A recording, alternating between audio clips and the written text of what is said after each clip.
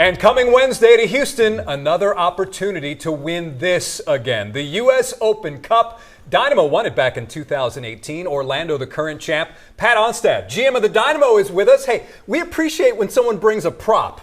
No, I figured why not? Why not? It's just something I just tucked in the back of my car. I've been driving around the city for the last few weeks. That's a beautiful trophy. Nice. It's not bad. It's not bad. Pat, how do you balance? Yeah, how do you balance trying to win this, but not hurting your chances of making the MLS playoffs? I think with guys have had a really good mindset on this. You know, Ben Olsen knows. I mean, the focus really for us is to make the playoffs this year. That's first and foremost our number one goal. But the players have a little different version of it. But the nice thing for this trophy is that we've played a lot of different lineups, and it's really brought the team together, I think, because we've used all these different lineups to get to this stage now to fight for hopefully a trophy. This Open Cup is open. That's the cool thing. There's so many teams eligible for this now.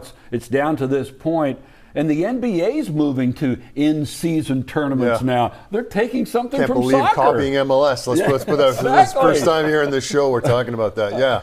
I think, we just finished the tournament, Leagues Cup, which obviously that left-footed player in Miami, that Messi character, kind of figured that out. He was worth the money, I guess. It seems that way. It seems that way.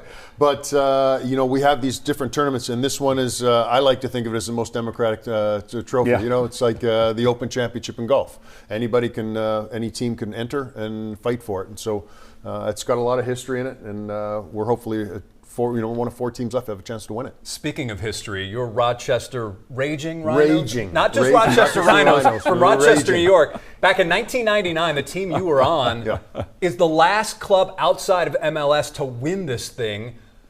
How do you look back at that experience, and do you think it'll ever happen again that a non-MLS club will win it? Oh, I think last year it was Orlando won, I believe, in the final against a USL team as well. So it's close. It's close, but it's the beauty of soccer. It's a low-scoring game. It's always pretty tense.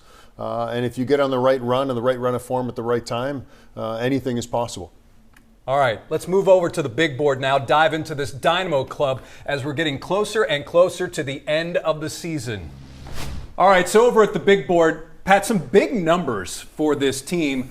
17 new players, 23 transactions, which is among the highest in the league. Mm-hmm. Still, you have the best chance of making the playoffs since 2017. How would you assess how this organization has fared through all of this? Yeah, I mean, I think we've done really well. I think we've come together as a group. Went to the round of 16 Leagues Cup, now in a semifinal of the Open Cup, and you said right on the verge here of the playoffs. So for us, these last 11 games, we're excited to see where the group can go. I would say just to you, because I really like you. Not just because I really like you, but when you pivoted as a GM, you bring in your first head coach, you pivot, it's not working. Man, that took a lot of guts to do this, to admit, you know what, that's not working. You bring in Ben Olsen, man, it changed everything. Of course, you've got some improved players, but everybody, all the Dynamo fans, when they see me, because I'm an old timer, they go, hey, when are we going to get back to the glory days? When are we getting back to the glory days? I'm sure you hear that a lot too, but you took a big step and a big risk switching coaches as quickly as you did. Yeah, and Paulo Nagamura, who was our first coach that we hired, really good manager, good at, and to be fair, I think he was kind of given a pretty rough deck to work with. We didn't have the capability to make these sort of changes that we did this off season. But at the same token, came a time and a point where we felt we had to make a change. And I worked with Ben Olsen before. Excellent individual, great human being. I think in the group has a good idea of how we want to play. We're not quite where we want to be yet, but we're close.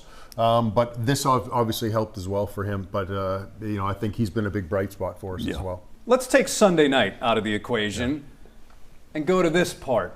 What would be the most pleasant surprise so far this season? Why don't you write it? Yeah, I mean, I've got to allude back to what we just. Yeah. The E, or can't even remember. I-S-T-R-Y. Yeah, there you go. That's good. Come on. I think it's spelled teacher. I have an education background. It's spelled the same way in Canada. I think. E-I or I-E, I can't remember. But it's in my house, so that's fine. No, it's been good with all the changes that we've made to be able to get everybody to gel together, and like I mentioned before, to still be in all these competitions and still be right there is a testament to Ben Olsen and his group. And also, I think, to the guys and the leadership that we've had with Hector Herrera this year has been excellent for us, and I think he's really brought the group together.